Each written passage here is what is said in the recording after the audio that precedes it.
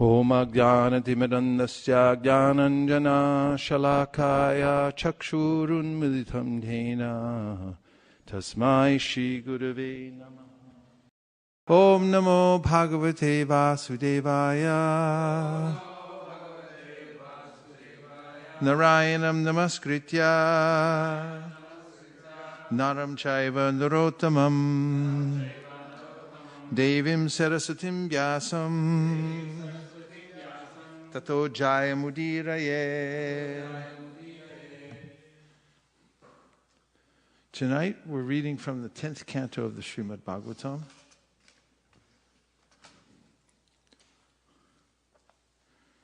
And we'll begin with chapter number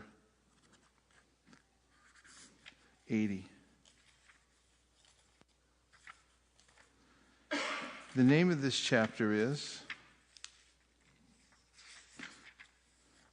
The Brahmana Sudhama Visits Lord Krishna in Dwarka. This chapter relates how Lord Krishna worshipped his Brahmana friend Sudhama, who came to his place seeking charity, and how the two of them discussed the pastimes they had shared while living at the home of their spiritual master, Sandipani Muni. The Brahmana Sudhama, a personal friend of Lord Krishna's, was completely free of material desires.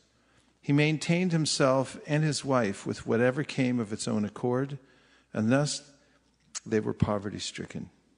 One day, Sudama's wife, unable to find any food to prepare for her husband, went to him and asked that he visit his friend Krishna in Dwarka and beg some charity.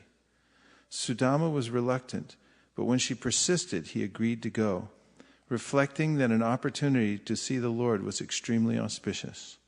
His wife begged a few handfuls of flattened rice as a gift for Sri Krishna, and Sudama set off for Dwarka. As Sudama approached the palace of Lord Krishna's principal wife, Rukmini Devi, the Lord saw him from a distance. Krishna immediately rose from his seat on Rukmini's bed and embraced his friend with great joy. Then he sat Sudama down on the bed, washed his feet with his own hands, and sprinkled the wash water on his head. After this, he presented him with various gifts and worshipped him with incense, lamps, and so on. Meanwhile, Rukmini fanned the shabbily dressed Brahmana with a yak-tail whisk. All of this astonished the residents of the palace. Lord Sri Krishna then took the hand of his friend, and the two of them reminisced about the things they had done together long ago while living in the school of their spiritual master. Sudama pointed out that Krishna engages in the pastime of acquiring an education only to set an example for human society. Text number 1. Are the microphones out in the audience?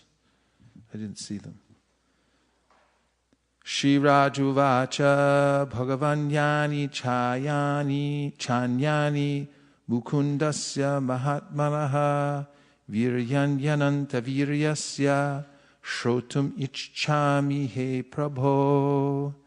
King Parikshit said, "My Lord, O Master, I wish to hear about other valorous deeds performed by the Supreme Personality of Godhead, Mukunda, whose valor is unlimited."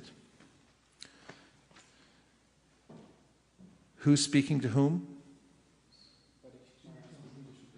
So you can picture this in your mind's eye, that Parikshit and Shukadev are sitting together, and this is the perfect position to be in order to advance in spiritual life, is one who is qualified and eager to hear, and one who is qualified and eager to speak. And then when the two come together and there's Krishna Katha, then the speaker is purified, the hearer is purified, and everybody in between and who hears that is purified. And Srivas Pandit Prabhu is looking up a verse from the 10th canto, first chapter, which gives that very statement. Page 249 in your shloka book. And it starts, Vasudeva Katha Prashna Purusham Strin Punartiha. Everyone gets a shloka book but me, I guess. What page is it?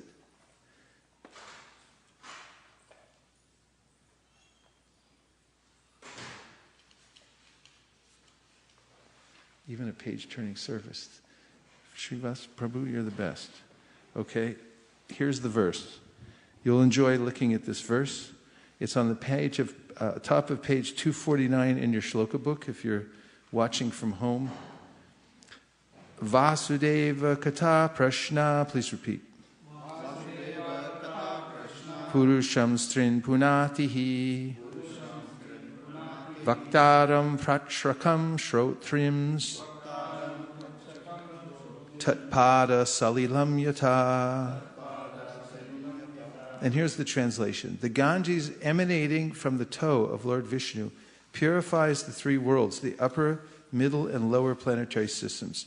Similarly, when one asks questions about the pastimes and characteristics of Lord Vasudeva, Krishna, three varieties of men are purified. The speaker or preacher, he who inquires, and the people in general who listen. And still that vibration is going on around the world because the Srimad Bhagavatam is recorded. Actually, it's always the same. It appears that it's being respoken through various speakers and so forth, but the vibration, the shlokas are the same, according to Jiva Goswami in the Tattva Sandarbha. And now it's, by the mercy of Srila Vyasadeva, it's in written form. So that is a literary kirtan, Prabhupada called it. And that literary kirtan can be spread from town to town, house to house. And when people read that, then they can get the same effect as if they were sitting there hearing Shukadeva Goswami speaking to Parikshit Maharaj and Parikshit Maharaj asking questions. And this is known to be the topmost process for advancing in spiritual consciousness, is to seriously and sincerely hear the Srimad Bhagavatam. Then Lord Krishna, who's within the heart of the living entity, becomes inspired to purify the heart. Actually, the one I'm thinking of, Srivas, is from the 11th canto. And it's, I'm going to have to look it up because it's in the commentary by Srila Vishwanath Chakravarti Thakur. I'm going to read you all a verse right now. I've read it before in this class, but I'll bet you it'll change your life all over again just by hearing it. What do you think? Should I read it or not? Change your life in a good way, that is. And what it is it's in a commentary, and it's in the first chapter of the Bhagavatam, and the second verse. And the second verse says that anyone who hears the Bhagavatam attracts Krishna. What I need is 11:255, please. Actually, I don't need it. I got it right here. I might as well use the electronic device, eh? I'll read it to you. Which I don't like to do because I don't want to encourage people not to buy the books. 11:255.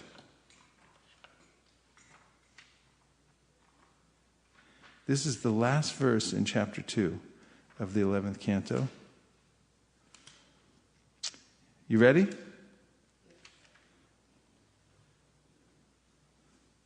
Okay, Bhakti Natalie's ready.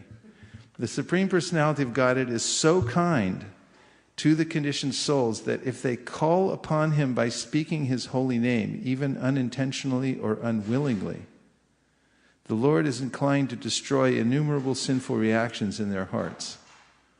Therefore, when a devotee who has taken shelter of the Lord's lotus feet chants the holy name of Krishna with genuine love, the Supreme Personality of Godhead can never give up the heart of such a devotee. One who has thus captured the Supreme Lord within his heart is to be known as Bhagavat Pradhan, the most exalted devotee of the Lord. And this is quoted by Srila Vishwanath Chakravarti Thakur in his commentary to, you like this, don't you? He's in ecstasy.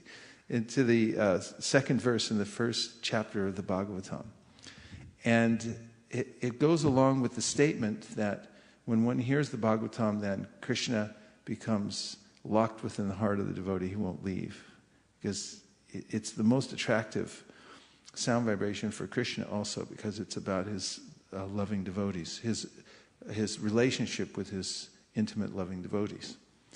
So by hearing that vibration recorded in the Srimad Bhagavatam, one attracts Krishna to stay within the heart. What to speak of then chanting the holy name of the Lord with feeling. And even if you chant unintentionally, the Lord becomes attracted.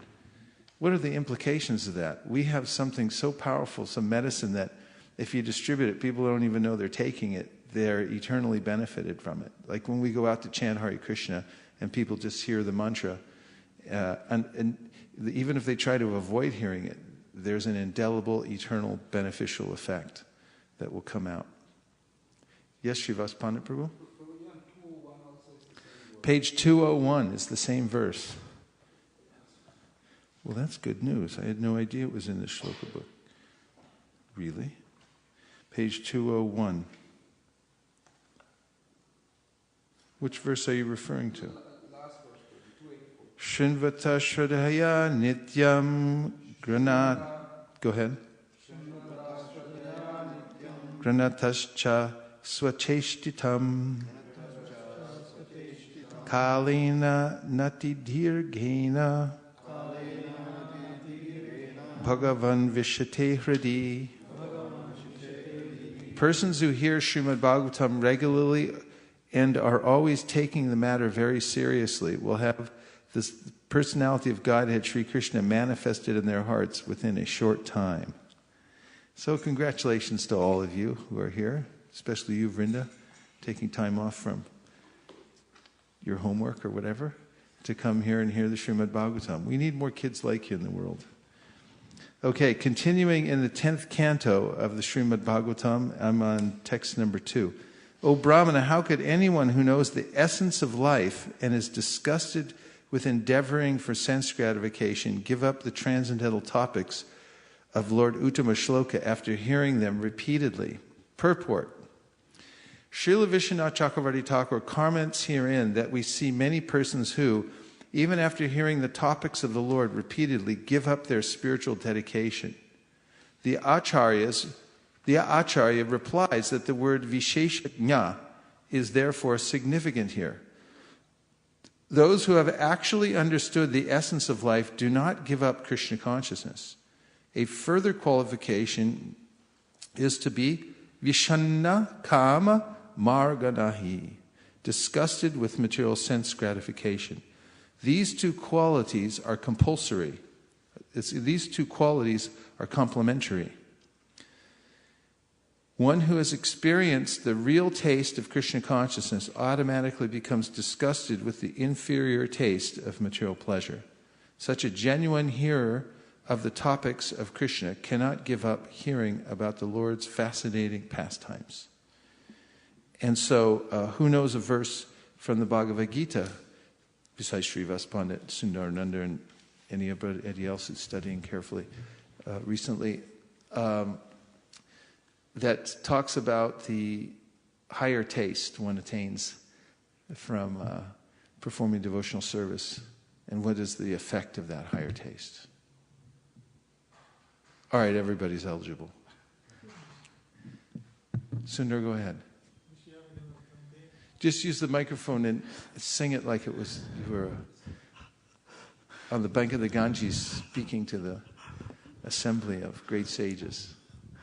Vishaya vinivartante niraharasya dehina rasavarsham rasopyasya param drishtva nivartate. So, I don't know, just paraphrasing it, Prabhu, that one who has actually experienced the higher taste will be able to give up the lower taste. Natural, right? So this is the system for advancing in spiritual life, is to get a higher taste, because then there's no more restraint as far as controlling one's lower nature. One naturally gravitates towards what one prefers. If you prefer something and it's obviously better, you just take it. It's our nature to take the better thing. So,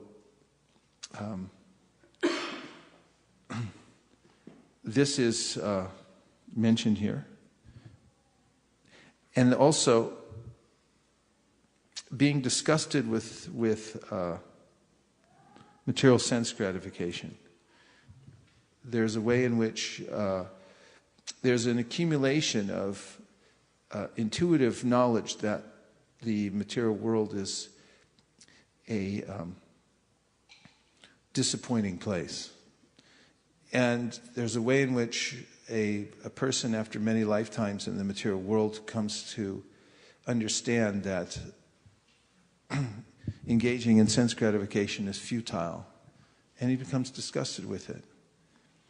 So this is mentioned as a qualification for devotional service, that one has somewhat of a healthy disdain for material sense gratification. And what is the other qualification? Is Vaisesika. He knows the essence of life. One knows what the purpose of human life is and doesn't simply squander it. So it's important. He's asking a question here in this verse. O Brahmana, how could anyone who knows the essence of life and is disgusted with endeavoring for sense gratification give up the transcendental topics of the Lord Uttama Shloka after hearing them repeatedly? So if someone does give them up, it means that they were not sufficiently advanced to this position to be disgusted with material nature and to know the essence of life perfectly. One will come to know the essence of life and be disgusted with material sense gratification by continuing to chant Hare Krishna and to hear the Srimad Bhagavatam, which we'll do right now. Text number 3. Savagyaya tasya gunan granite karau cha tat karma karo manascha smered vasantam stira jangameshu shrinoti tat punya kata smakarna. Actual speech is that which describes the qualities of the Lord. Real hands are those that work for him. A true mind is that which always remembers him, dwelling within everything, moving and non-moving. And actual ears are those that listen to sanctifying topics about him. Purport. While continuing from the previous verse to glorify the sense of hearing dedicated to the Lord, King Parikshit mentions the other senses also, so that we gain a complete picture of Krishna consciousness. Here he declares that without any connection to Krishna, the Supreme Lord, all the organs of the body become useless. A similar statement is made by Shonaka Rishi in the second canto, third chapter, verses 20 through 24. Can I have those? Srila Vishwanath Chakravarti mentions that the senses should work together in Krishna consciousness. In other words, whatever the eyes or the ears experience, the mind should simply remember Krishna, who is within all things. And now we'll hear from the second canto, third chapters, verses 20 through 24. It's referred to herein. How's everybody so far? We're just getting started. But we're hearing Krishna Katha, so we're in the right place. Everything's okay. Not to worry. Okay, here we go. Here's some famous verses. I'm going to read Prabhupada's purport here also. Bile batoru krama vikramanye nashinvata karna pute narasya jivasati dar durikeva sutta nacho pagayant urugaya gata. One who has not listened to the messages about the prowess and marvelous acts of the personality of Godhead and has not sung or chanted loudly the worthy songs about the Lord is to be considered to possess ear holes like the holes of snakes and a tongue like the tongue of a frog. Purport. Devotional service to the Lord is rendered by all limbs or parts of the body. It is the transcendental dynamic force of the spirit soul. Therefore, a devotee is engaged 100% in the service of the Lord. One can engage in devotional service when the senses of the body are purified in relation with the Lord, and one can render service to the Lord with the help of all the senses. Can I have Ragini, please? As such, the senses and the action of the senses are to be considered impure or materialistic as long as they are employed only in sense gratification. The purified senses are engaged not in sense gratification but in the service of the Lord in toto. The Lord is the supreme with all senses, and the servitor, who is part and parcel of the Lord, also has the same senses. Service to the Lord is the completely purified use of the senses, as described in the Bhagavad Gita. The Lord imparted instruction with full senses, and Arjuna received them with full senses. And thus there was a perfect exchange of sensible and logical understanding between the master and the disciple. Spiritual understanding is nothing like an electrical charge from the master to the disciple, as foolishly claimed by such propaganda mongers. Everything is full of sense and logic, and the exchange of views between the master and the disciple is possible only when the reception is submissive and real. Make a note of that. The reception has to be submissive and real. We'll come back to it, maybe. In the Chaitanya Charitamrita, it is said that one should receive the teachings of Lord Chaitanya with intellect and full senses so that one can logically understand the great mission. In the impure state, a living being, the various senses, in the impure state of a living being, the various senses are fully engaged in mundane affairs. If the ear is not engaged in the service of the Lord by hearing about Him from Bhagavad Gita or Srimad Bhagavatam, certainly the holes of the ear will be filled with some rubbish. Therefore, the messages of Bhagavad Gita and Srimad Bhagavatam should be preached all over the world very loudly. That is the duty of a pure devotee who has actually heard about them from perfect sources. Many want to speak something to others, but because they are not trained to speak on the subject matter of Vedic wisdom, they are all speaking nonsense, and people are receiving them with no sense. There are hundreds of thousands of sources for distributing mundane news of the world, and people of the world are also receiving it. Similarly, the people of the world should be taught to hear the transcendental topics of the Lord, and the devotee of the Lord must speak loudly so that they can hear. The frogs loudly croak, with the result that they invite the snakes to eat them. The human tongue is especially given for chanting the Vedic hymns and not for croaking like frogs. The word asati used in this verse is also significant. Asati means a woman who has become a prostitute. A prostitute has no reputation for good womanly qualities. Similarly, the tongue, which is given to the human being for chanting the Vedic hymns, will be considered a prostitute when engaged in chanting some mundane nonsense. Text 21.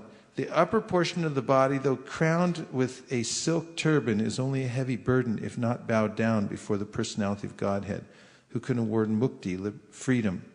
And the hands, though decorated with glittering bangles, are like those of a dead man if not engaged in the service of the personality of Godhead, Hari. 22. The eyes which do not look at the symbolic representations of the personality of Godhead, Vishnu, His forms, name, quality, etc., are like those printed on the plumes of the peacock, and the legs which do not move to the holy places where the Lord is remembered are considered to be like tree trunks. The person who has not at any time received the dust of the feet of the Lord's pure devotee upon his head is certainly a dead body, and the person who has never experienced the aroma of the tulsi leaves from the lotus feet of the Lord is also a dead body, although breathing. So, thank you very much.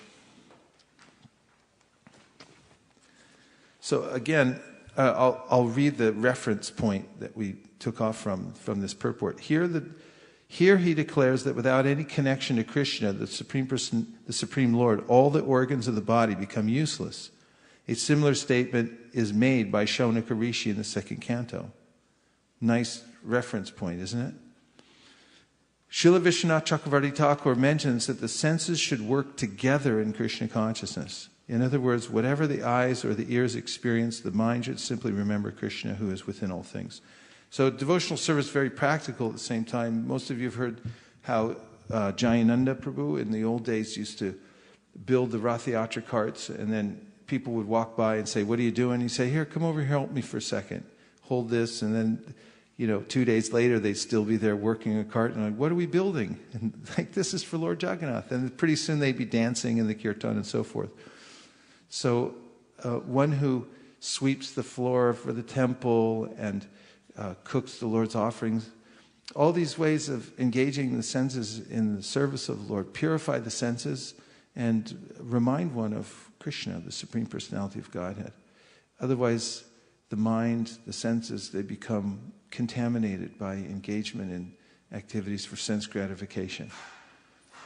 So, the next verse is, text 4, an actual head is one that bows down to the Lord in his manifestations among the moving and non-moving creatures. Real eyes are those that see only the Lord, and actual limbs are those which regularly honor the water that has bathed the Lord's feet or those of his devotees. Text 5, Sutta Goswami said, thus questioned by King Vishnurata, the powerful sage Badarayani replied, his heart fully absorbed in meditation on the Supreme Personality of Godhead Vasudeva. Srivas Prabhu. I have a question. In the previous verse, it is said that one should honor the water that has bathed the Lord's feet or his devotees' feet. How do we honor? By putting it on our head, or should we drink it? Or both. Okay. You'll notice in the story coming up that, that Lord Krishna greets Sudhama Brahmana and he washes his feet and then he sprinkles the water on his head and so forth. But also, it's mentioned in the Chaitanya Charitamrita and also in the Padatis that one should drink that water. Charnamrita. In fact, in most temples there's a bowl when you walk in to the temple and you can take a few drops. This is the water which has washed the Lord's lotus feet, so forth. There's a story about Srila Bhaktisiddhanta Saraswati Thakur who went to a debate on behalf of his father because his father was too ill to attend. So he was young at the time, but he was still a formidable debater and scholar, and he defeated so soundly the opposition that the crowd became anxious to come and touch his feet. And it was dangerous because there was a swell in the crowd. And in India, you get in these crushing situations when everyone's enthusiastically trying to, get a little tiny bit of mercy. And so one very astute person picked up Srila Bhaktisiddhanta Saraswati Thakur and dipped his lotus feet in a barrel of water and then distributed the water to everybody by throwing and it pacified the crowd. So you'll know to do that if anything like that ever happens. Here we go. Are you ready? Shukadeva Goswami said, Lord Krishna had a certain Brahmana friend named Sudhama, who was most learned in Vedic knowledge and detached from all sense enjoyment. Furthermore, his mind was peaceful and his senses subdued. Living as a householder, he maintained himself with whatever came of its own accord. The wife of that poorly dressed Brahmana suffered along with him and was emaciated from hunger. Purport, Sudhama's chaste wife was also poorly dressed, and whatever food she obtained, she gave to her husband. Thus she remained fatigued from hunger. The chaste wife of the poverty-stricken Brahmana once approached him. Her face dried up because of her distress. Trembling with fear, she spoke as follows. Purport, according to Sridhar Swami, the chaste lady was especially unhappy because she could not obtain food to feed her husband. Further, she was fearful to approach her husband because she knew that he did not want to beg for anything other than devotion to the Supreme Lord. Text number 9. Sudhama's wife said, O Brahmana, isn't it true that the husband of the goddess of fortune is the personal friend of your exalted self? That greatest of Yadavas, the Supreme Lord Krishna, is compassionate to Brahmanas and very willing to grant them his shelter. Purport. Srila Vishwanath Chakravarti Thakur explains in his commentary how the Brahmana's wife anticipated every possible objection her husband might make to her request that he go to Lord Krishna to beg for charity. If the Brahmana might say, How could the husband of the goddess of fortune befriend a fallen soul like myself? She replies by saying that Lord Krishna is Brahmana, very favorably disposed toward the Brahmanas.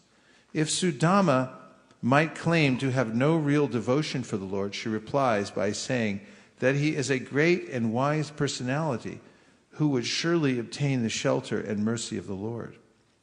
If the Brahmana might object that Lord Krishna is equally disposed to all the countless unhappy conditioned souls suffering the fruits of their own karma, she replies that Lord Krishna is especially the Lord of the devotees.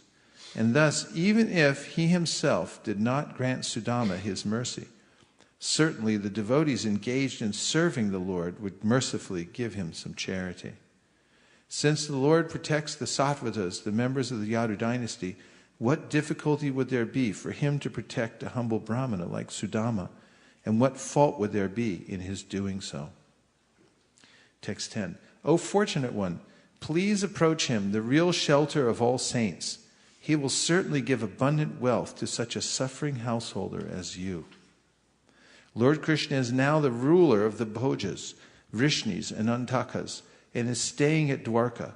Since he gives even his own self to anyone who simply remembers his lotus feet, what doubt is there that he, the spiritual master of the universe, will bestow upon his sincere worshipper prosperity and material enjoyment, which are not even very desirable? What happened to Ragini?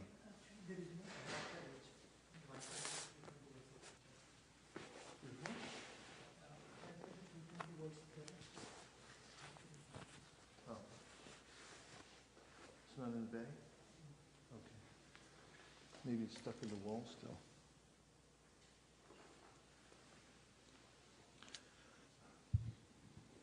Where did I leave off?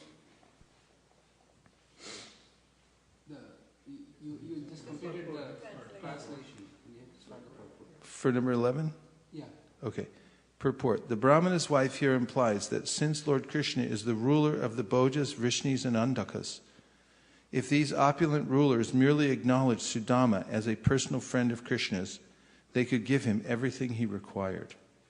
In this connection, Srila Vishwanath Chakravarti Thakur comments that since Lord Krishna had at this point put aside his weapons, he no longer traveled outside his own capital of Dwarka. Thus Srila Prabhupada writes in Krishna, the Supreme Personality of Godhead, the Brahmana's wife said, I have heard that he never leaves his capital city, Dwarka. He is living there without outside engagements. As mentioned here, material wealth and sense gratification are not very desirable.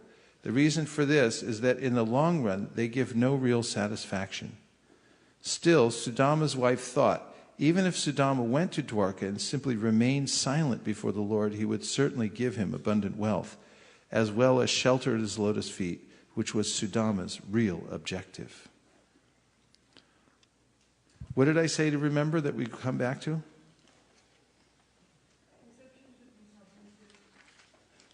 Yeah. Well, that was way back there, huh? Yeah.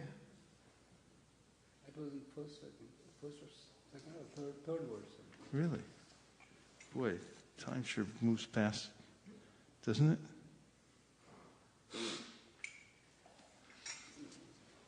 Well, we lost it. I said maybe we'd come back. That was truthful. Okay, text 12 through 13.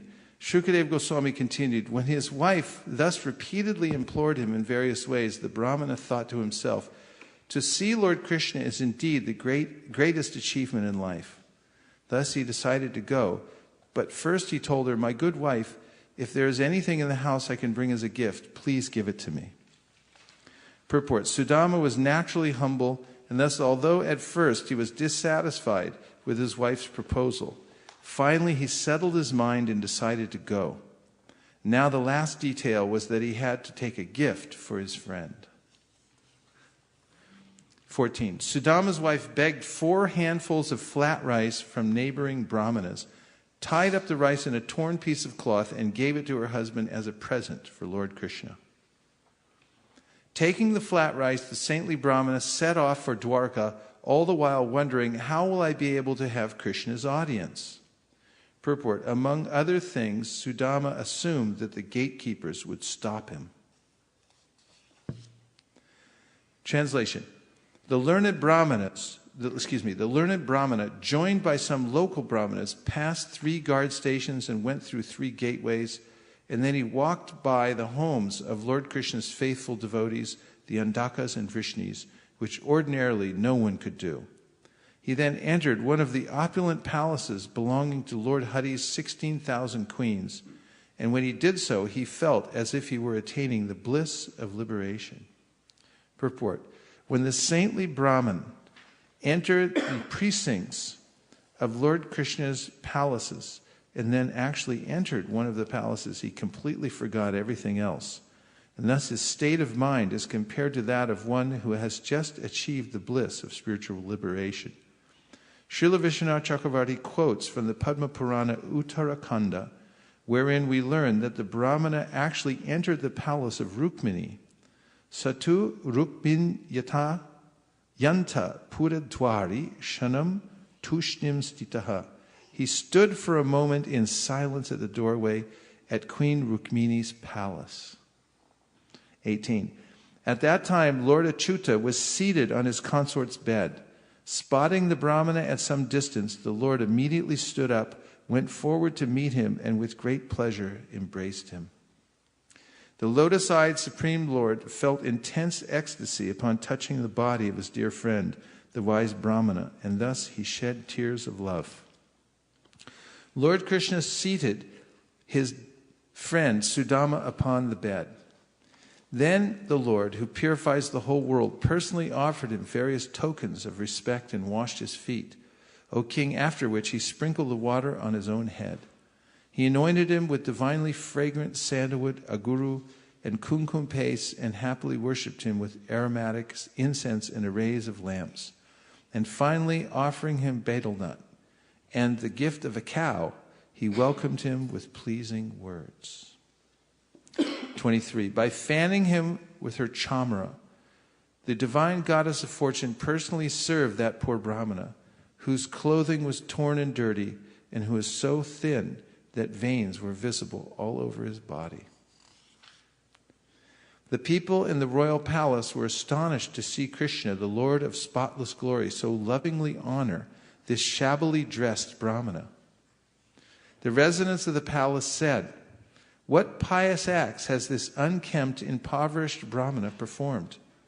People regard him as lowly and contemptible, yet the spiritual master of the 3 worlds, the abode of Goddess Shri, is serving him reverently." Leaving the goddess of fortune sitting on her bed, the Lord has embraced this Brahmana as if he were an older brother. Shukadeva Goswami continued, taking each other's hands, O king, Krishna and Sudhama talked pleasantly about how they once lived together in the school of their guru. The Supreme Lord said, "My dear Brahmana, you know well the ways of dharma. After you offered the gift of remuneration to our guru and returned home from his school, did you marry a compatible wife or not?" Purport. Among civilized human beings, the question of ashram or spiritual order is significant. In other words, every human being must execute prescribed duties as a celibate student, a married man or woman, a retired person, or a renunciate. Since Lord Krishna could see that the Brahmana was poorly dressed, he inquired if his friend had been properly married and was executing the duties of household life. Since he was not dressed as a renunciate, he would be without a suitable ashram unless he were properly married. Text 29. Even though you are mostly involved in household affairs, your mind is not affected by material desires. Nor, O learned one, do you take much pleasure in the pursuit of material wealth. This I am well aware of. Purport. Lord Krishna here reveals that in fact he was well aware of his friend's situation. Sudhama was actually learned and spiritually advanced, and therefore he was not interested in ordinary sense gratification, as is the common man. 30. Having renounced all material propensities which spring from the Lord's illusory energy, some people execute worldly duties with their minds undisturbed by mundane desires. They act, as I do, to instruct the general populace. My dear Brahmana, Do you remember how we lived together in our spiritual master's school? When a twice-born student has learned from his guru all that is to be learned, he can enjoy spiritual life, which lies beyond all ignorance. 32. My dear friend, he who gives a person his physical birth is his first spiritual master, and he who initiates him as a twice-born Brahmana and engages him in religious duties is indeed more directly his spiritual master. But the person who bestows transcendental knowledge upon the members of all the spiritual orders of society is one's ultimate spiritual master. Indeed, he is as good as my own self. 33. Certainly, O Brahmana, of all the followers of the Varnashram system, those who take advantage of the words I speak in my form as the spiritual master and thus easily cross over the ocean of material existence best understand their own true welfare.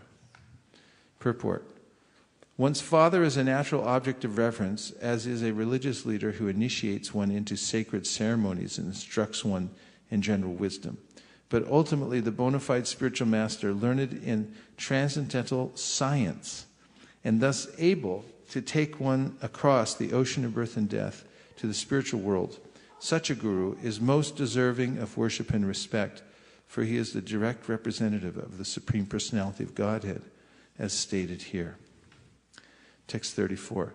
I, the soul of all beings, am not as satisfied by ritual worship, Brahminical initiation, penances, or self-discipline, as I am by faithful service rendered to one's spiritual master.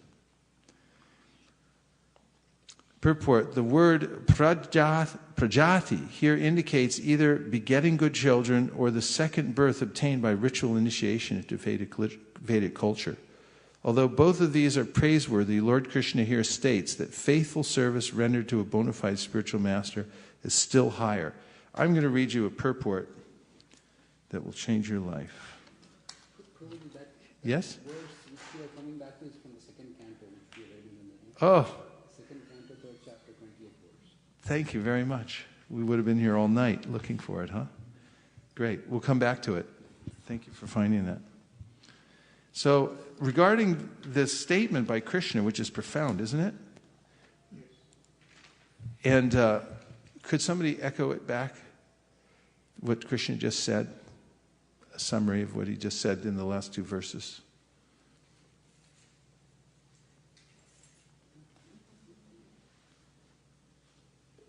Here, I'll read it again.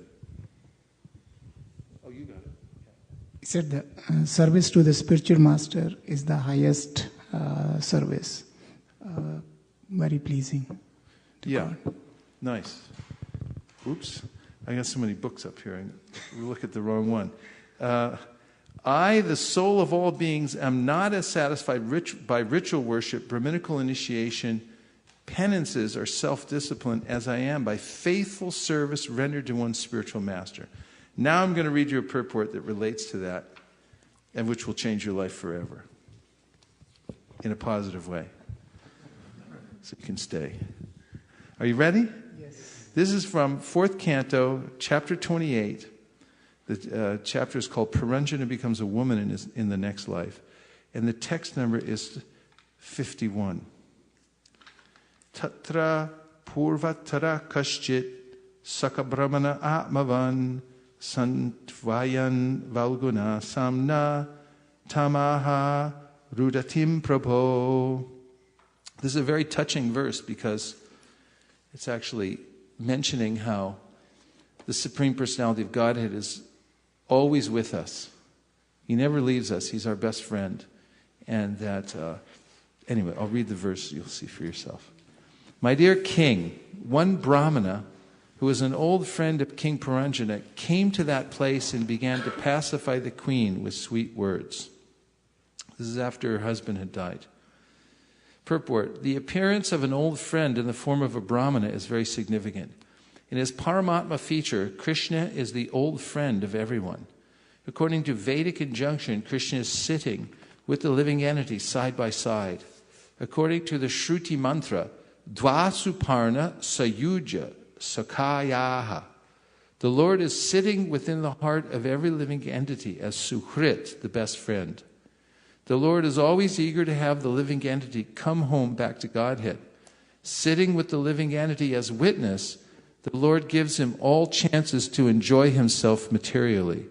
But whenever there is an opportunity, the Lord gives good counsel and advises the living entity to abandon trying to become happy through material adjustment and instead turn his face toward the Supreme Personality of Godhead and surrender unto him. When one becomes serious to follow the mission of the spiritual master, his resolution is tantamount to seeing the Supreme Personality of Godhead. As explained before, this means meeting the Supreme Personality of Godhead in the instruction of the spiritual master. This is technically called Vaisesika.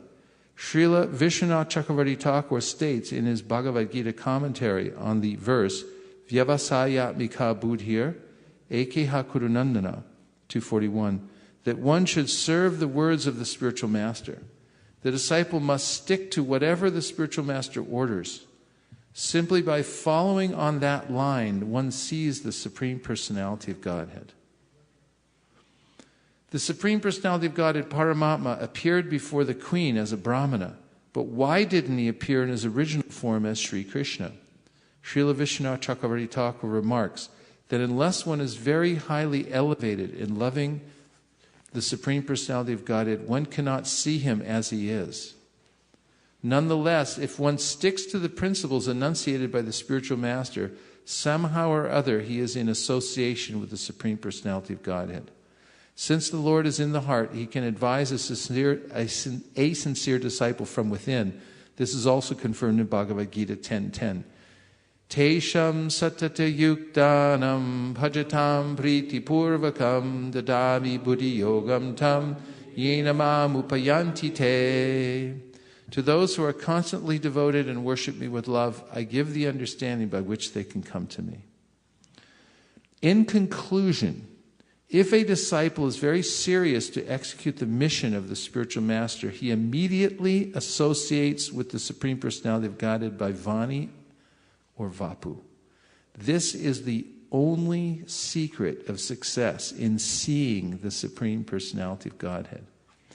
Instead of being eager to see the Lord in some bush of Vrindavan, while at the same time engaging in sense gratification, if one instead sticks to the principle of following the words of the spiritual master, he will see the Supreme Lord without difficulty. Hare Krishna. Srila Bilvamangal Thakur has therefore said, Bhakti Swai Stirataya Bhagavan Yadisya Daivena Na Palati Divya Kishori Murtihi Mukti Swayam Mukulitanjali Sevate Sman Dharmartha Kama Gataya Samaya Pratikshaha. If I am engaged in devotional service unto you, my dear Lord, then very easily can I perceive your presence everywhere. And as far as liberation is concerned, I think that liberation stands at my door with folded hands, waiting to serve me. And all material conveniences of dharma, religiosity, artha, economic development, and kama, sense gratification, stand with her. Krishna Karnamrita 107. If one is very highly advanced in devotional service, he will have no difficulty in seeing the Supreme Personality of Godhead. If one engages in the service of the spiritual master, he not only sees the Supreme Personality of Godhead, but attains liberation. As far as material conveniences are concerned, they automatically come. Just as the maidservants of a queen follow the queen wherever she goes. Liberation is no problem for the pure devotee, and all material conveniences are simply awaiting him at all stages of life. Okay, discussion. Let's hear some discussion. We'll have some discussion. That means just what struck you about the verse and purport. What other points?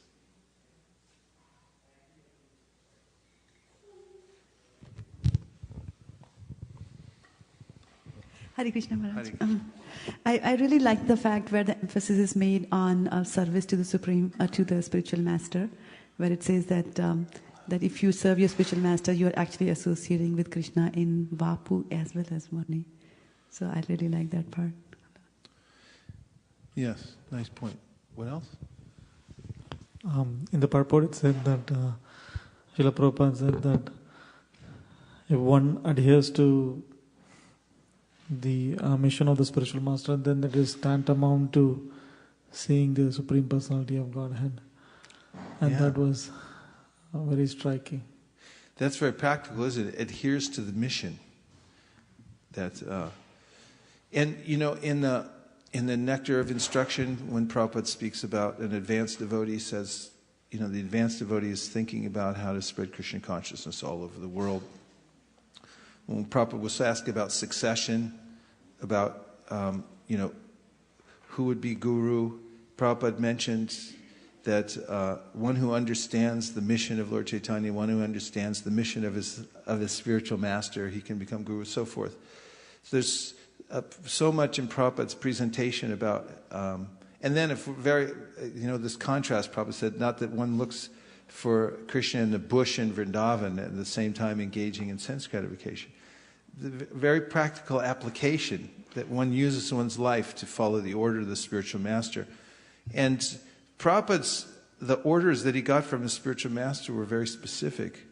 I mean, he talked about preaching in the West, and that order came when Prabhupada first met his spiritual master, when Prabhupada was just a young man.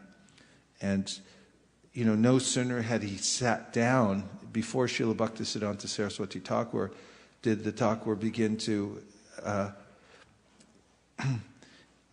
urge him to preach Krishna consciousness in the Western world. And he just met him 30 seconds before. He said, you're educated, you're young, you should do this. It's based on Lord Chaitanya's desire that everyone should take up the mission and spread it all over the world. And Srila Bhaktisiddhanta Saraswati Thakur, seeing the world as in need, people of the world in need of getting Krishna consciousness movement, he saw everything as engageable in the service of the Lord, and so forth. And so Prabhupada then later on, it's all transcendental wherever you turn. Devotees are just full of nectar. How come you're sitting way back there? How can we have a class without Mukhar Vince sitting in the front row?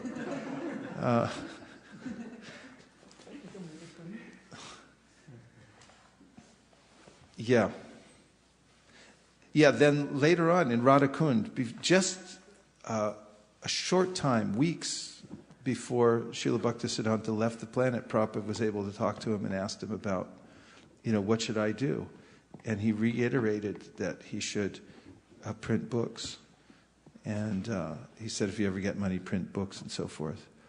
So Prabhupada took those instructions, you can see literally, and as all important. And he applied himself to that.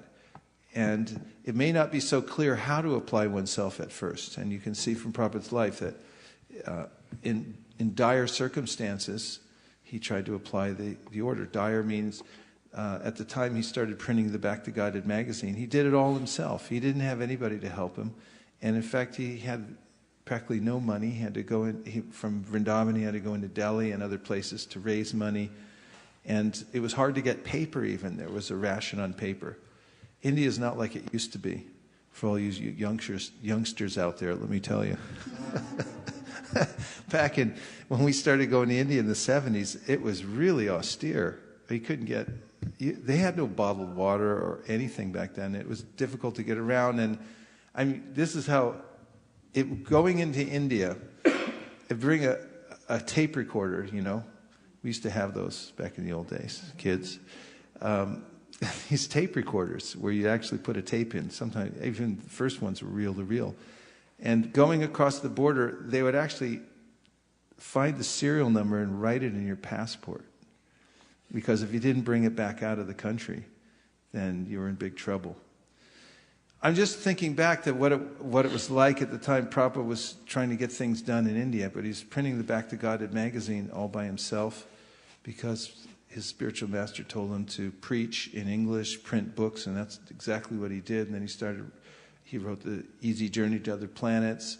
he wrote Light of the Bhagavat, and they started writing the Srimad Bhagavatam, which he painstakingly had printed and then brought over to the United States and so forth. And he focused on this, and he told us to focus on the order of the spiritual master that he would give us. Just take this as your life and soul and so forth. And you can see that if a devotee firmly takes that order and execute it throughout his or her life, it can be a simple thing, even a simple order, just to do one very specific thing, that devotee will be pulled back home, back to Godhead. All good things will come from that.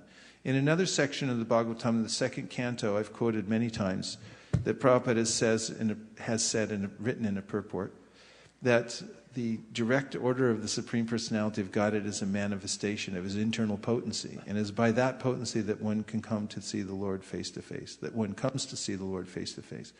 So this is a very practical thing, and Lord Krishna is saying it in this to Sudhama Brahman, that this adherence to the order of the spiritual master is of the utmost importance for advancing in spiritual life. And it's very practical too. Just coming from the meetings in Houston, I was there for 6 days at the meetings of the devotees, the GBC meeting and then the temple president's meeting. So seeing both sides, everyone, how they're working together to try to fulfill the orders of Srila Prabhupada and so forth. And there's a lot of practical matters. You can imagine in management and managing affairs in North America, there are so many considerations one must make. And as soon as one plants a garden, of course, it's attacked. So that there's so many things that one must take into consideration. And it's the devotees. I watch them as they're performing their duties at the managerial level, and it's a 24-hour service. One's absorbed in it 24 hours a day. And at the same time, I notice that they're becoming very advanced. Yes, Ramananda? I have a question regarding the Srila Prabhupada's, regarding his guru's order from his spiritual master, which is, if you ever get money, print books. And then Srila Prabhupada implemented it, and the whole ISKCON organization was built on that concept. And we are all followers of Srila Prabhupada. Should we also inherit that command, that if you ever get money, print books in general?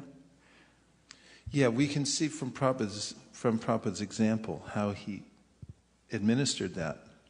So one thing is, book distribution is preaching. It's meant to bring people to Krishna consciousness.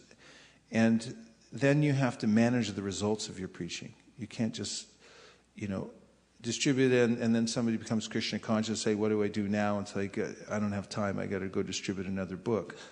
There has to be a way in which people are taken care of, and so we manage the results.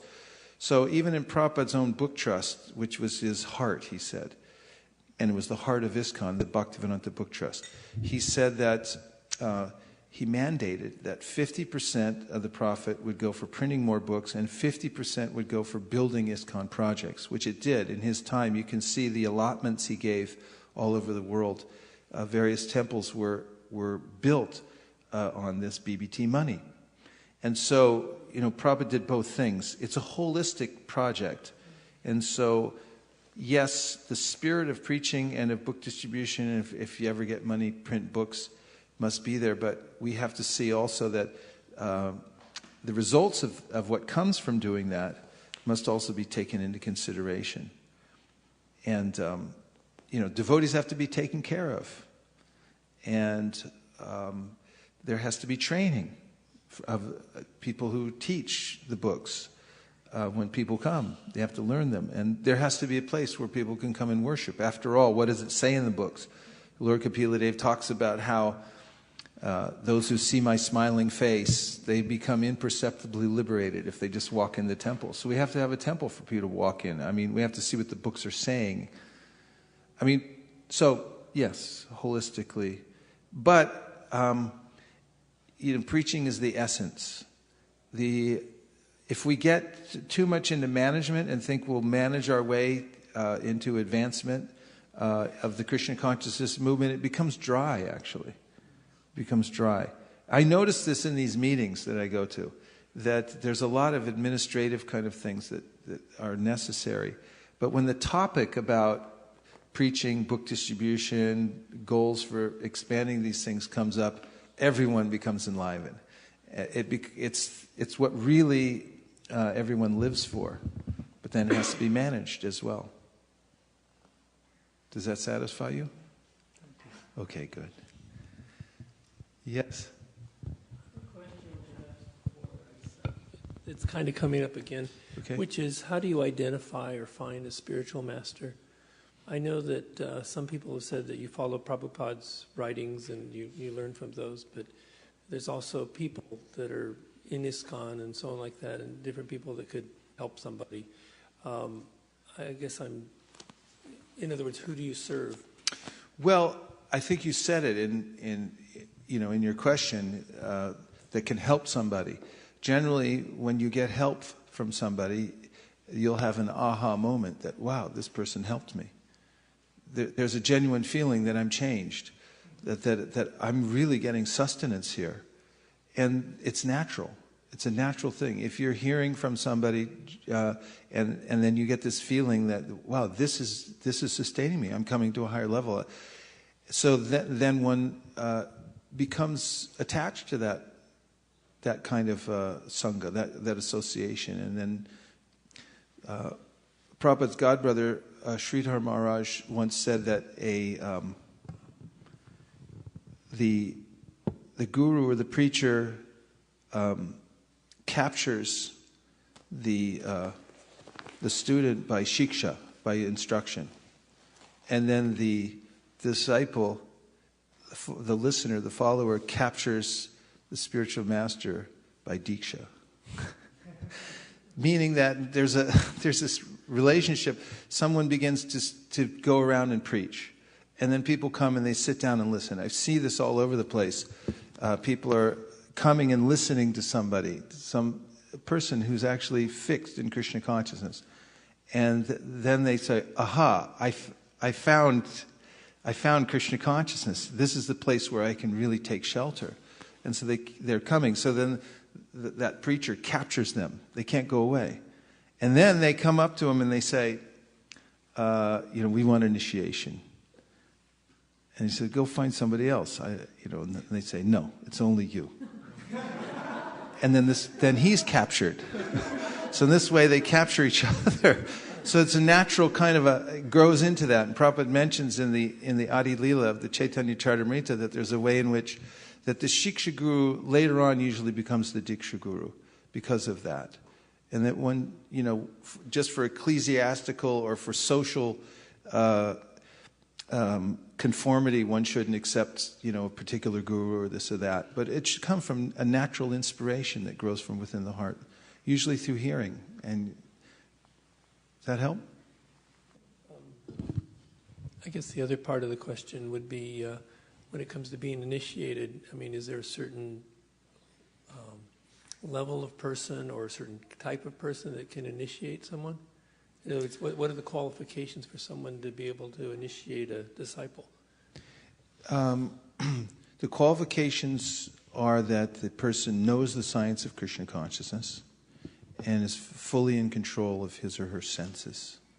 As mentioned by Rupa Goswami in the Nectar of Instruction, Vacho Vegam, Manasa Krodha Vegam, Jihva Vegam, Udarapasta Vegam, Etan Vegam, Yo Vishahita Tira, Sarvamapi Mampriti Vimsa Shishyat.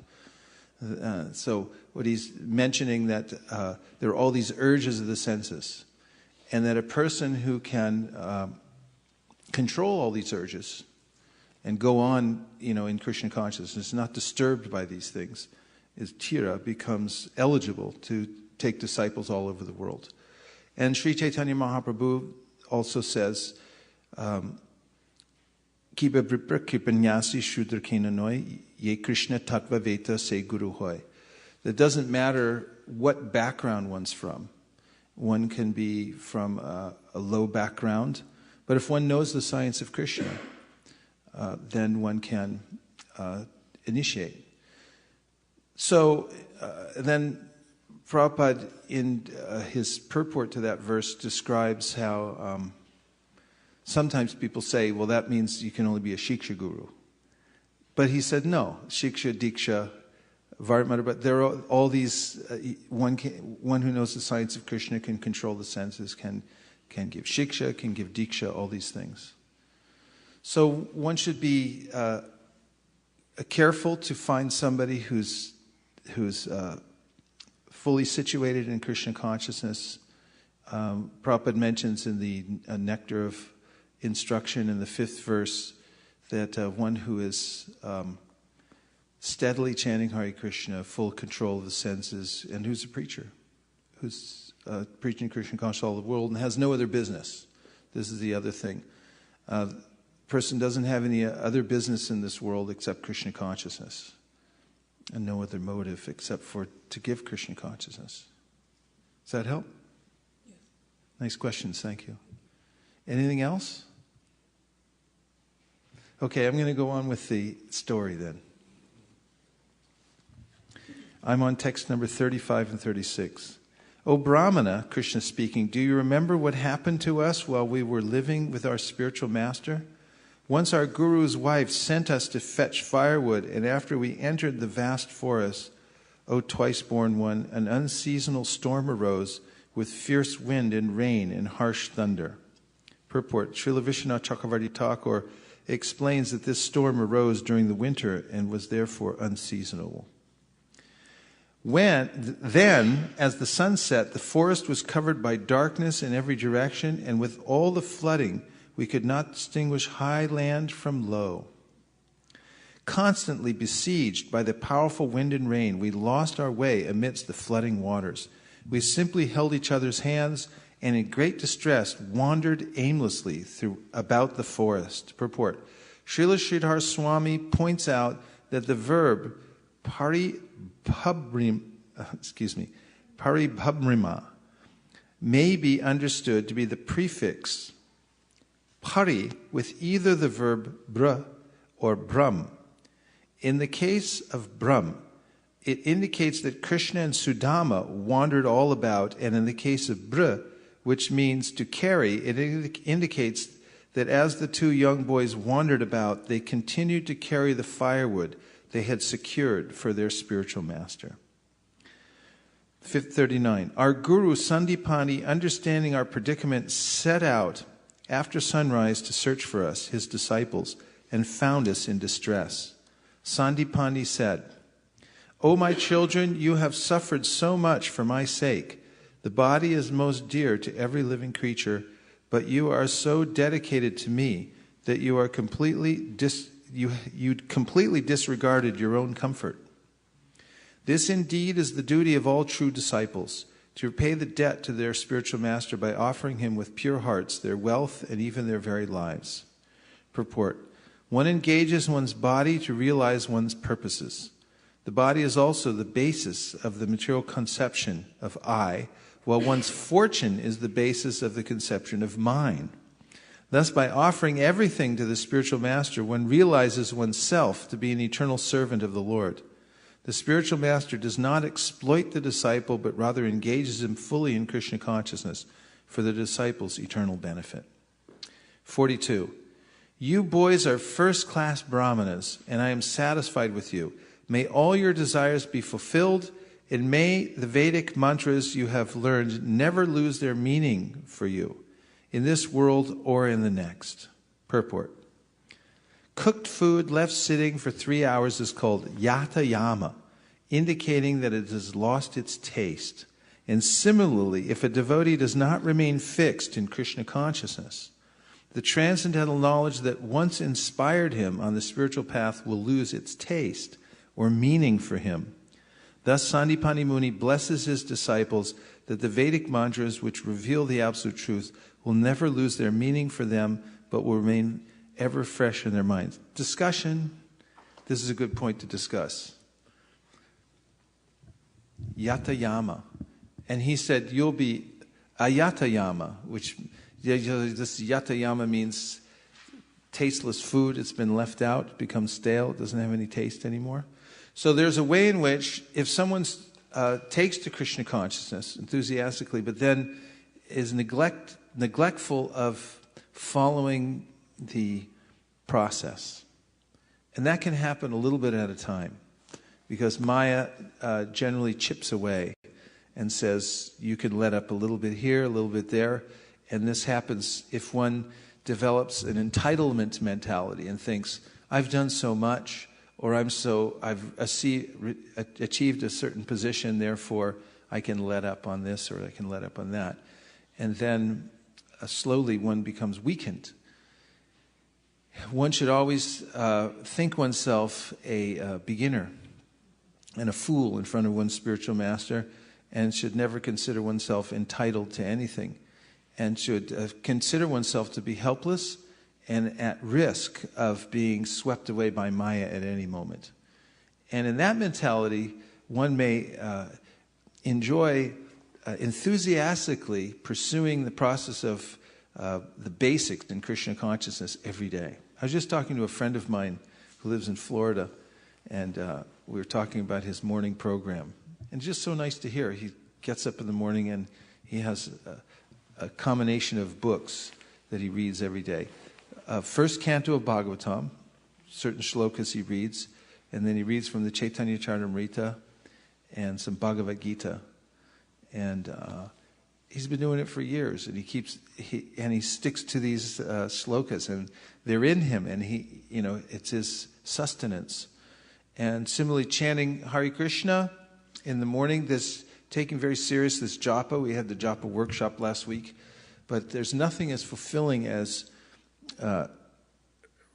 starting over every day, considering oneself a beginner, and then endeavoring to please the Lord by chanting His name with concentration, trying to catch the free nectar that's floating through the air in the early morning hours, even one drop of which can sustain one Krishna consciousness. So if one becomes neglectful one way or the other, and we've seen over the years that in so many ways somebody can become neglectful and develop mentality that I don't need to do this or that, then one can suddenly forget why one came to Krishna consciousness. And sometimes people, and usually people come back after 20 years. 20 years of being completely gone and forgetting everything, and then they come back and they remember everything. They say, what a waste of time for 20 years. But that can happen. I just met a godbrother who was a very exalted soul, actually.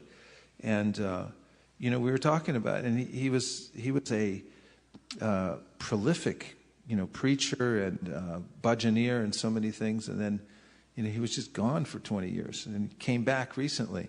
Everyone was really happy for it. And I was talking to him, and he was just saying how, Maya is very strong. And I fell in Maya. And now he's happy to be back and realizes what happened and so forth. So we should be careful and make sure that we keep our purpose strong. Just look at how he says this again. That if a devotee does not remain fixed in Krishna consciousness, the transcendental knowledge that once inspired him on the spiritual path will lose its taste or meaning.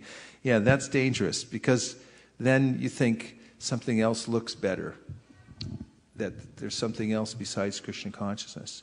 So hang on to the taste, try to get it as much as you can, and always stay fixed in and safe by practicing the fundamentals of Krishna consciousness every day, as if you were just a beginner, and that you depended on every mantra for sustenance.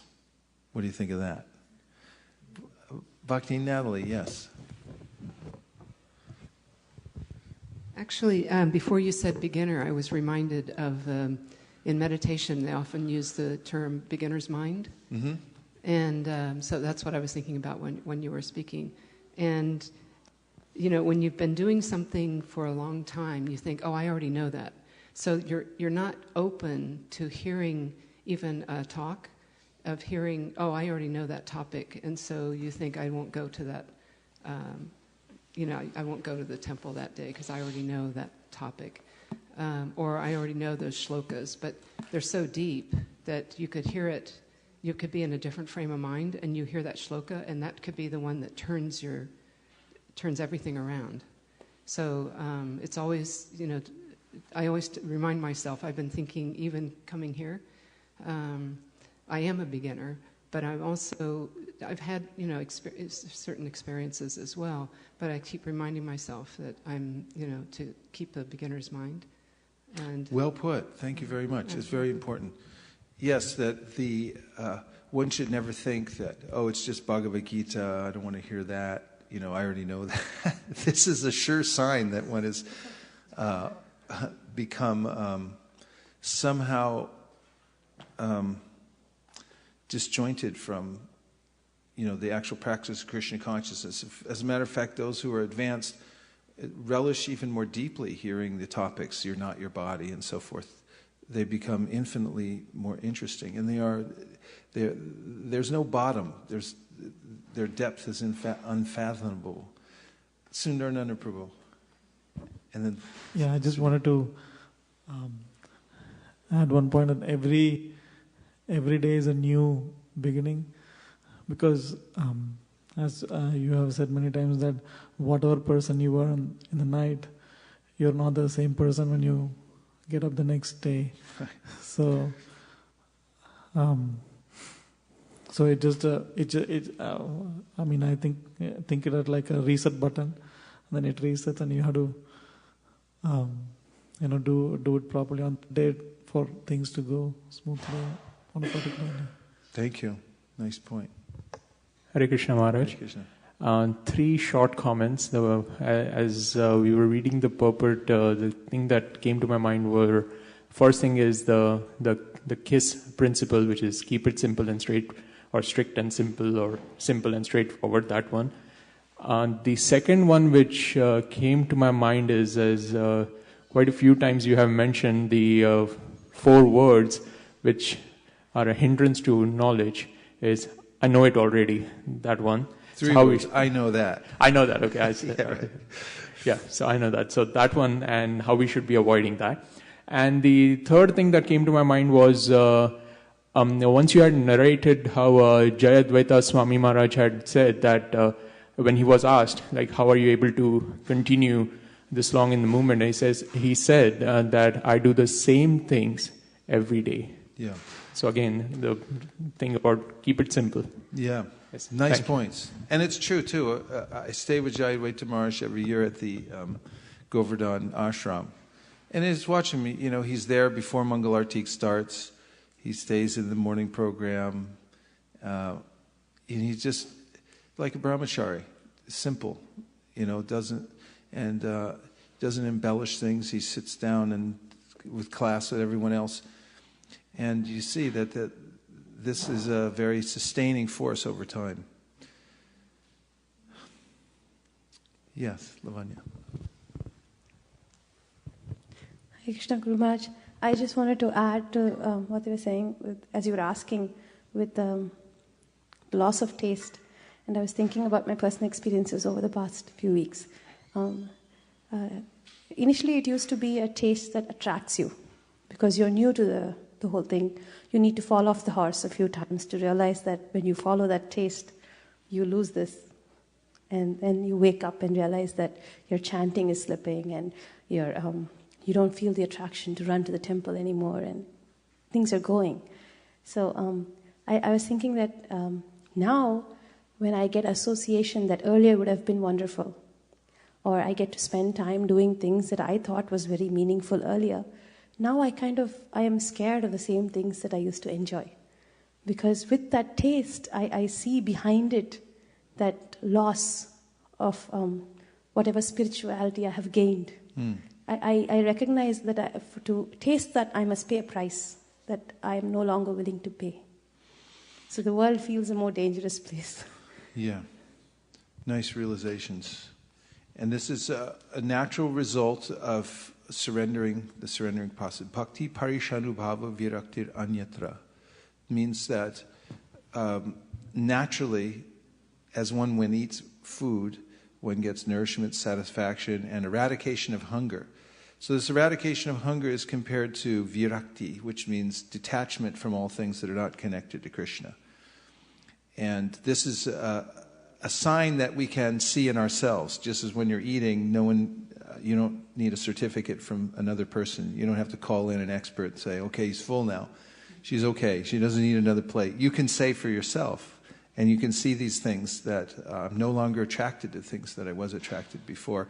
And I like the point you made about being, there's a trepidation about even going to those in that area, because you know that it can affect me, that the effect will be there, and I don't want to lose my edge in Krishna consciousness. Very subtle. And devotees are careful. They don't want to take intoxication because it will ruin their communion with Krishna in the holy name. It's very, they're careful about these things, and they know Krishna, that they're developing a relationship with Krishna. Not just that I'm developing faith in Krishna, but he's developing faith in me. So there's this hesitancy to do anything that would jeopardize that, one's relationship with Krishna. That yes, nobody's looking, but oh yes, Krishna's looking. And if I do this thing, then I may lose my standing with Krishna. But if I uphold it, then I come even closer. And this is the real wealth in life. Yeah. Yes. Hare Krishna Guruji. I had a question.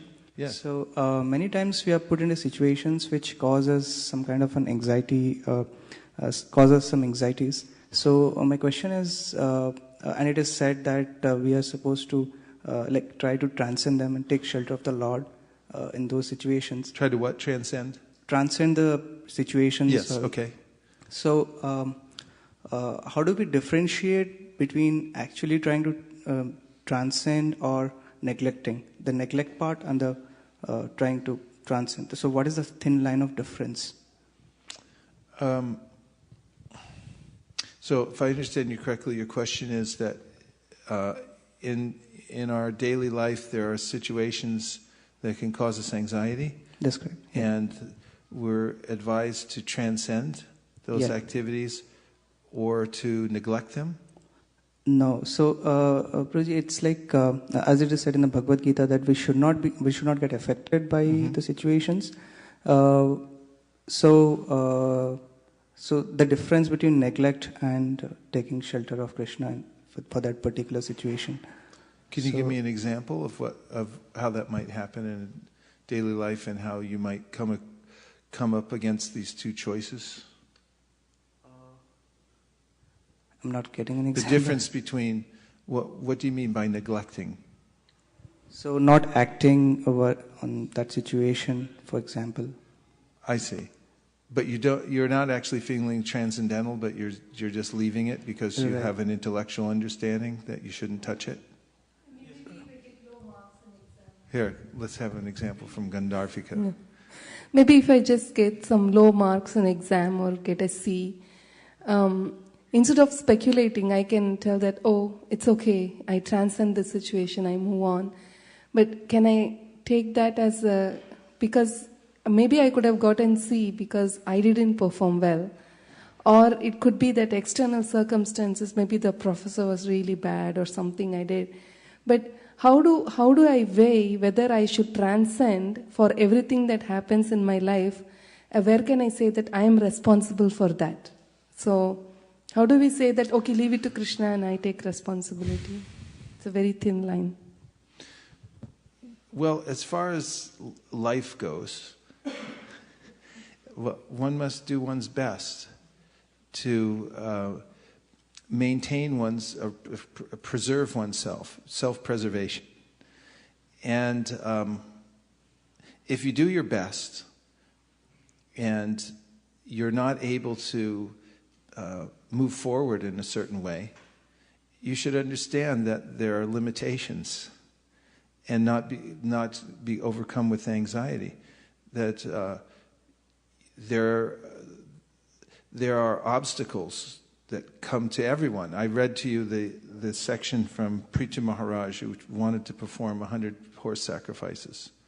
And at number 99, he had a little competition from Indra, who wanted to ruin the yajna so that he couldn't perform the 100th, because it would have been too painful for Indra to see somebody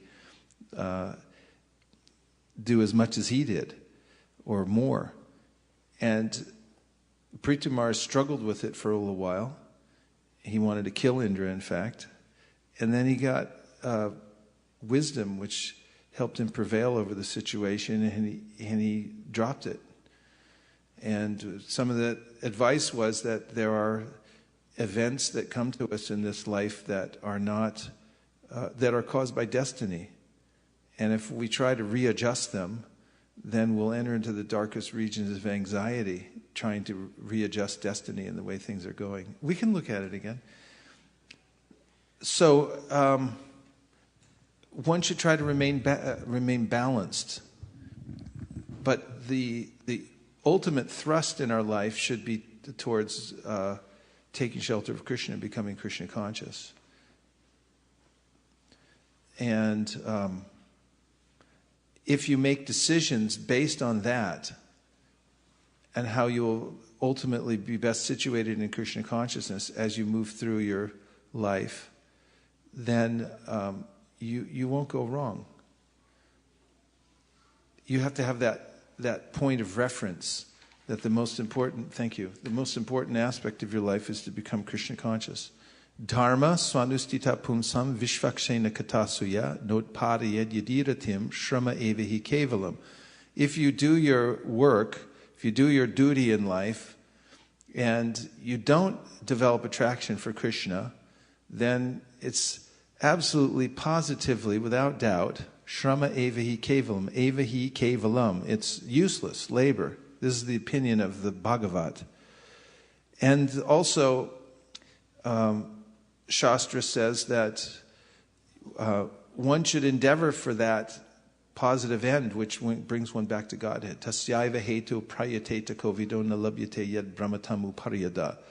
You can't get what you can't get by wandering everywhere within Silicon Valley and going to, Oracle and Intel and Google and Apple and everywhere else. I mean, no matter how hard you try, there's only a certain, you have a certain limitation according to your past karma. The great botanist, what's his name? Garden named after him in Southern California. He used to breed, what's that? Luther Burbank, yeah. He was a great botanist, and he experimented with different strains of trees, grafting trees and combining different kinds of strains. And he was trying to make a gigantic plum. How big can a plum get? And he realized after some time, he said, plums, no matter how much you genetically engineer the plant, they can only get so large, and they won't get any larger. And as a matter of fact, after you stop messing with them, they go back to their original state as well. Same with animals, too. When you try to crossbreed animals and you make all these different species, after you leave them for a while, they'll revert back to where they were. And that's how karma is also. We have a certain built-in limitation. I realized this in my life. When I was younger, I used to think, I can do anything. I really did. I really thought that. When I became a grihasta, I started a business, and I really thought, I'll just take this to the moon. I've been successful in everything else. And I ran into limitations and all kinds of obstacles and everything, which was, when I look back, it was Krishna's mercy. Because, anyway, and I remember thinking one day, it's like, there's only so fast you can run in this world. There's only so high you can jump, and so many things that you can do on that level. And that's what the verse says. Don't try for the things that have an automatic limitation on them in this world. But try for that ultimate end that has no limitation. If you try for Krishna consciousness, then nobody can stop you. And you can look at the story of Dhruva Maharaj, what he attained. I mean, there's no end to the attainment that you can get in Krishna consciousness. Your decisions in life must be tempered by this understanding. Otherwise, you're neglecting one thing, picking up another thing.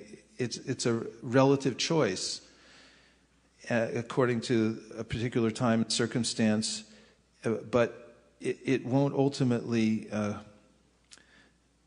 satisfy you or be productive in the overall scheme of your life. That was a long answer. Decide based on what's best for your Krishna consciousness, what to pick up and what to neglect. And you'll know for yourself if you're transcending something. It becomes self-apparent that you're transcendent.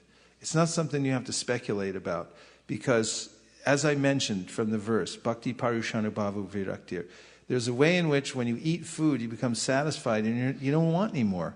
Someone says, you want some more? Even if it's your favorite thing. You want another one? I don't want another one. Go, come on, take another one. I don't want another one. And similarly, when you become actually situated in Krishna consciousness, you know for yourself that you're no longer being pushed in a certain way. You can experience it. You see it directly. Bhakti Parishanubhava means that you see directly for yourself that you're becoming advanced in Krishna consciousness. 266 in your shloka book. Please have a look. 266.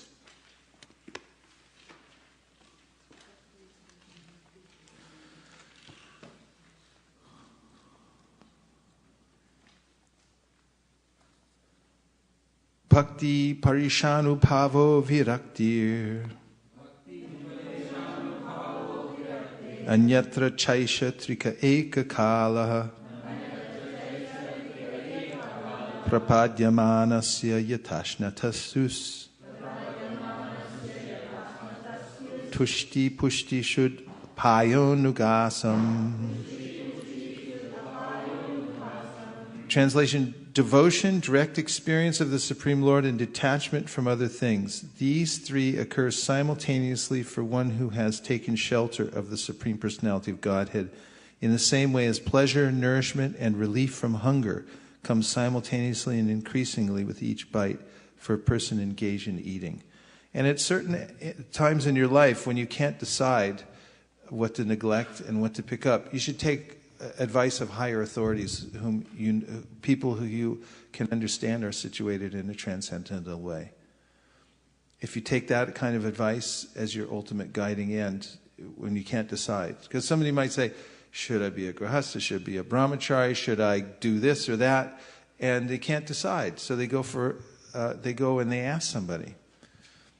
Consult Krishna within your heart through prayer. Go to the most advanced people that you know, that you trust, and that's an invaluable kind of resource to have in your life. And consult Shastra. And through these three methods, you'll be able to move through life and make decisions. And if you make a lousy decision,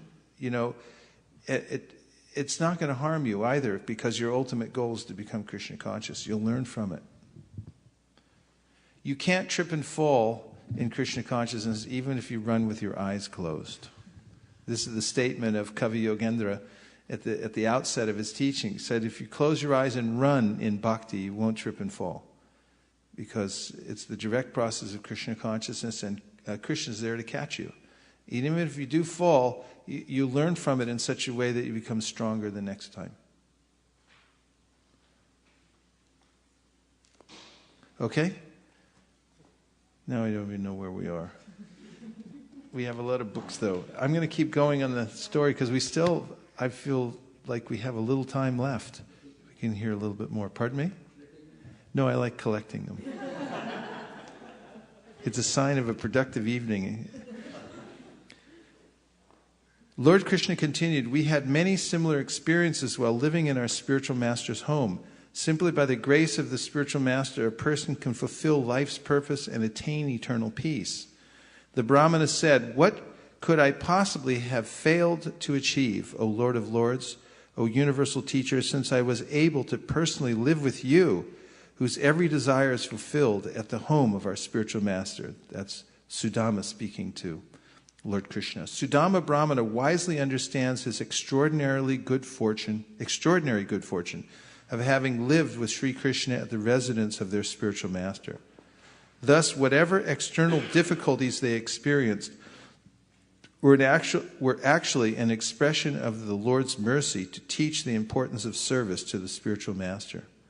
Srila Prabhupada renders the learned Brahmana's feelings as follows. Sudhama said, "My dear Krishna, you are the Supreme Lord and the Supreme Spiritual Master of everyone, and since I was fortunate enough to live with you in the house of our Guru, I think I have nothing more to do in the matter of prescribed Vedic duties."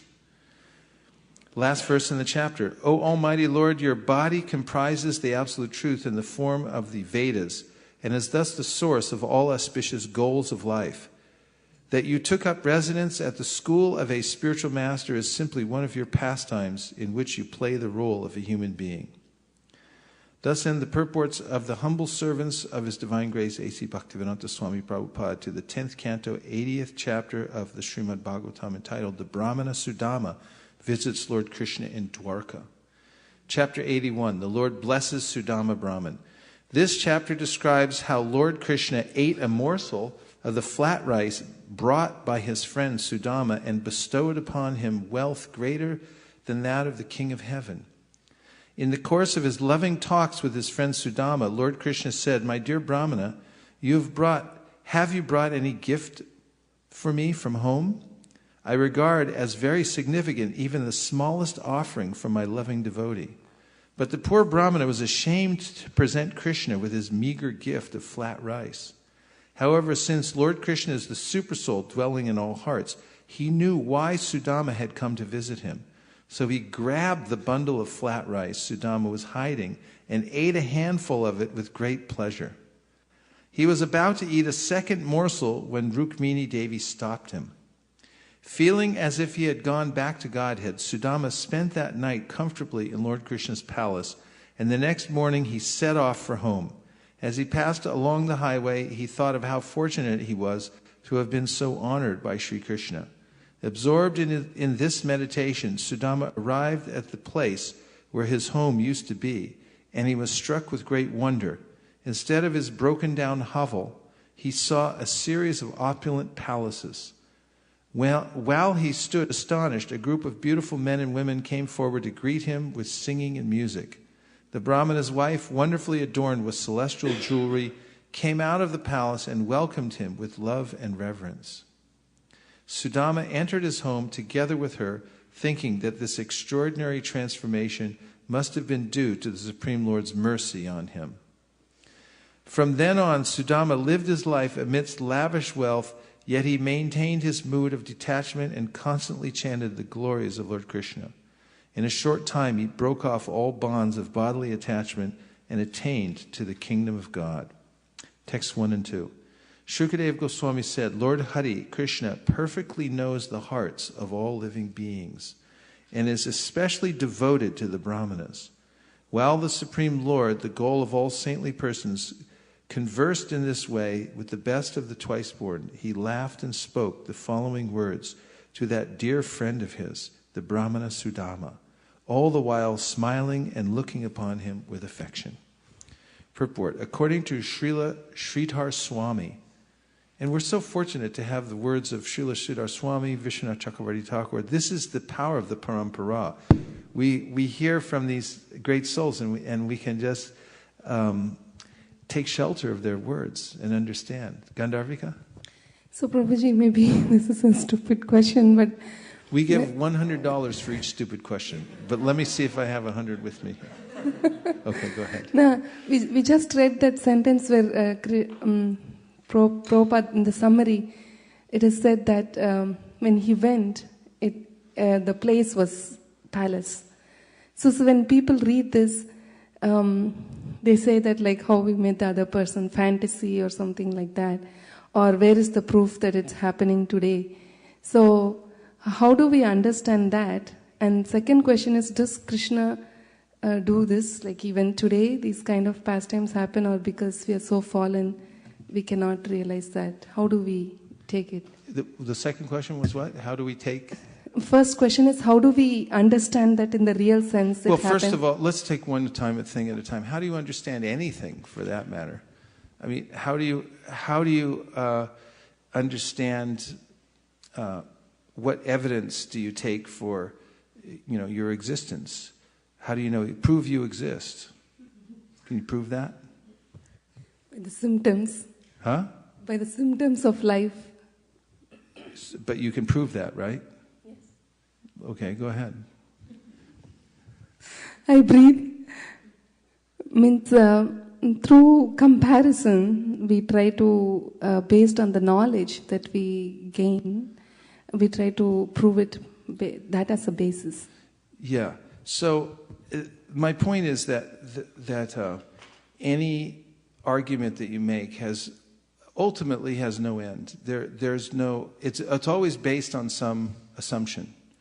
Every argument that you make is based on some assumption, and there are various ways of getting knowledge of the world and of oneself, and by examining the various methods for getting knowledge, one can understand that there are limitations on those which depend on one's own senses and mind. However, by hearing from a superior source, which is infallible, one can get perfect knowledge. This is the basic premise of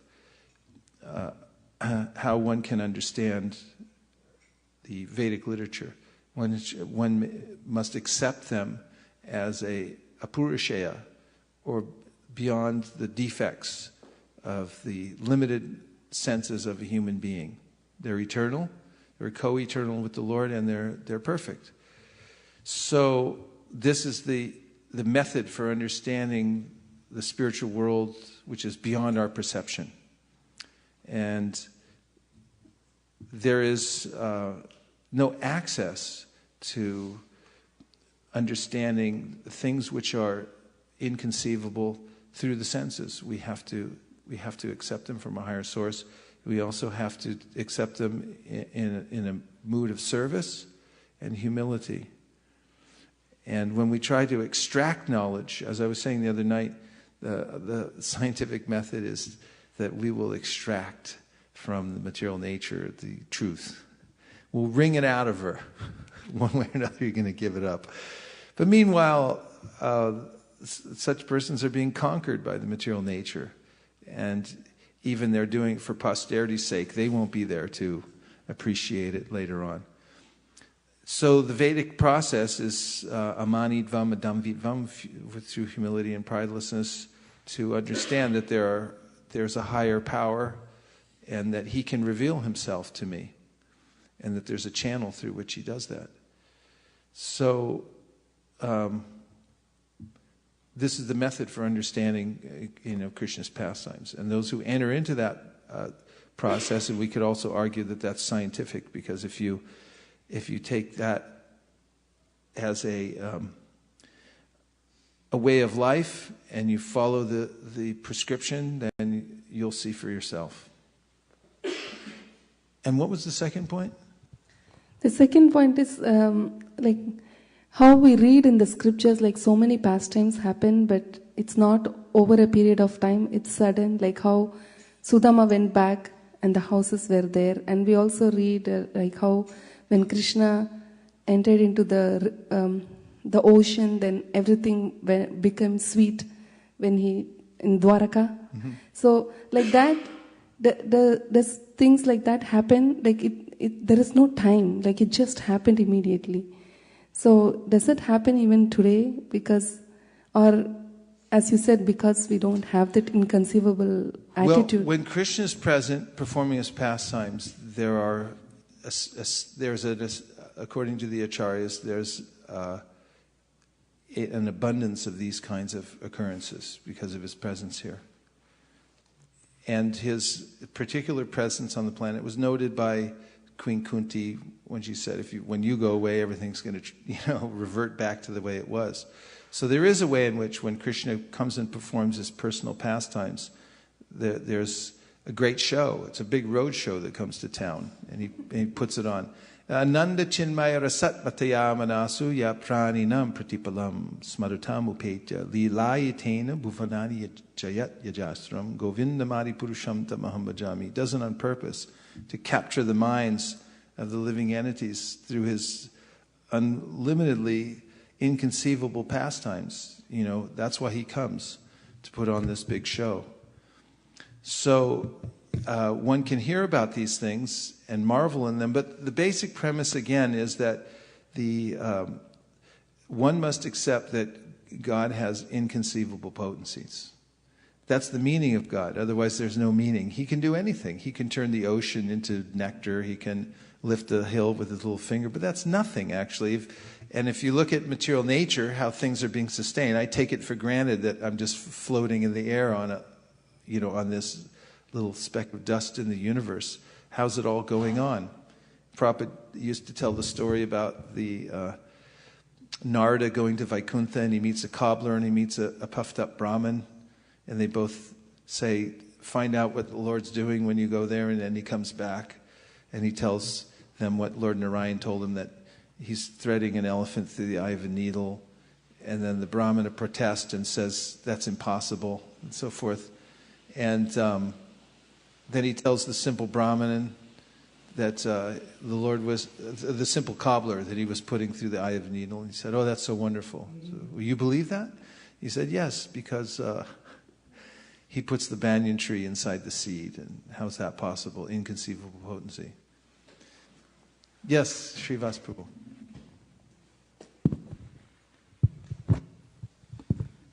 Srila Prabhupada came to West like Sudhama Brahman, having nothing, and he just had Srimad Bhagavatam with him.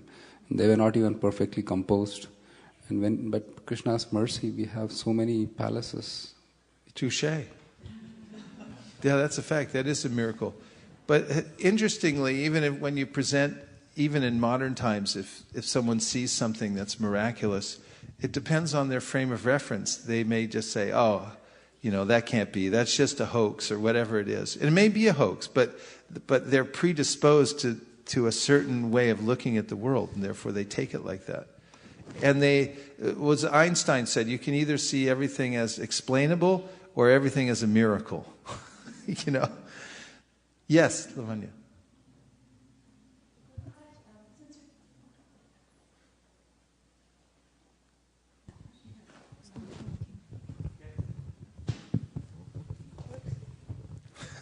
Guru Maharaj, since you picked up the topic, there was a thought in my mind about Srila Prabhupada that I wanted to clarify.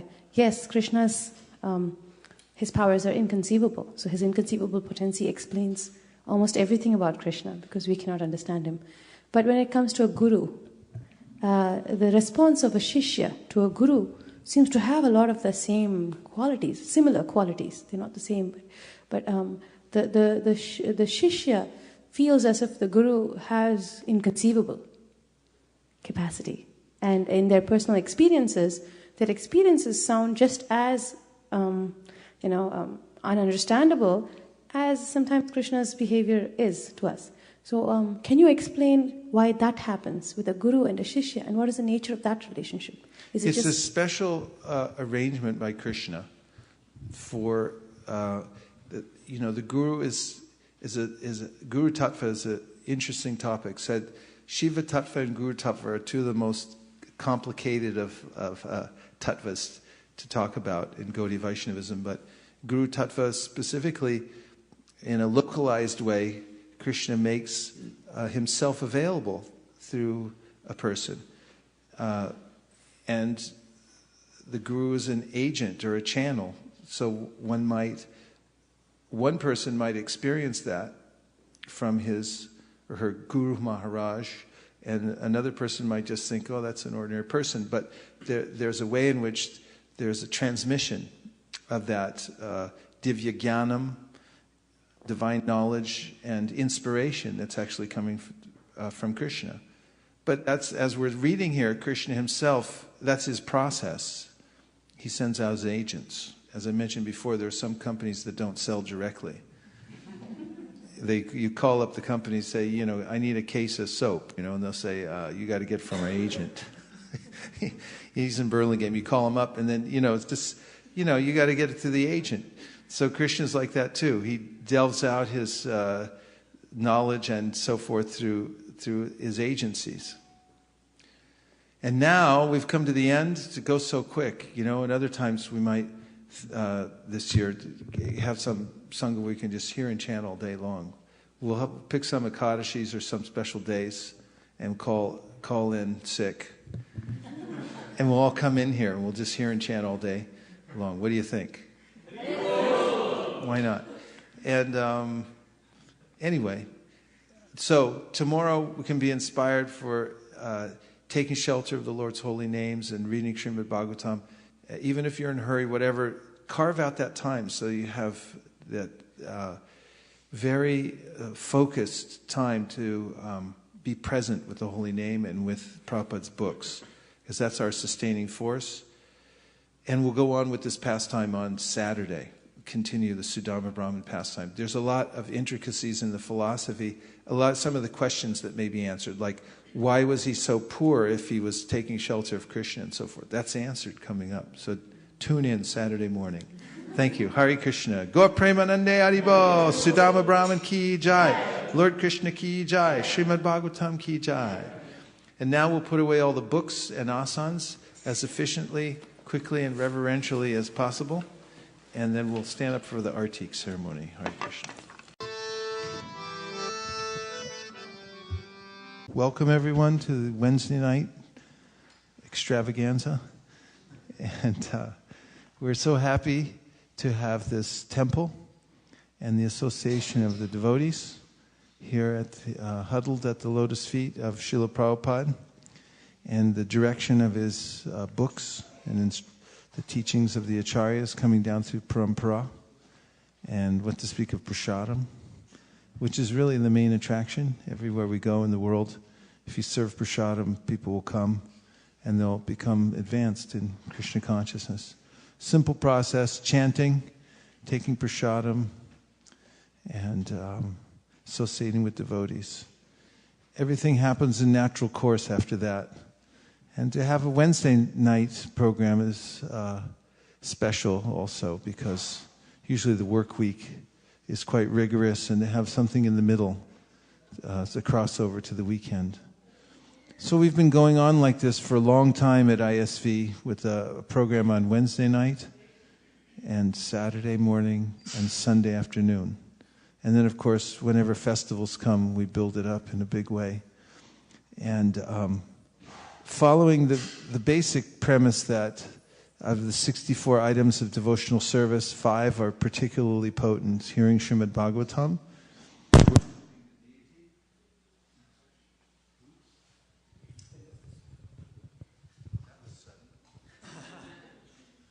Thank you. Can I trade this in?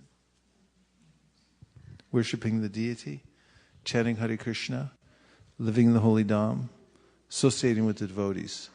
Even if one doesn't have faith in these things but has connection to them, even a little connection, then one will make advancement in devotional service. And we see that everyone who's coming to ISV who is keeping connection with these 5 is making advancement in devotional service. So we welcome everyone who's come here tonight. Thank you very much.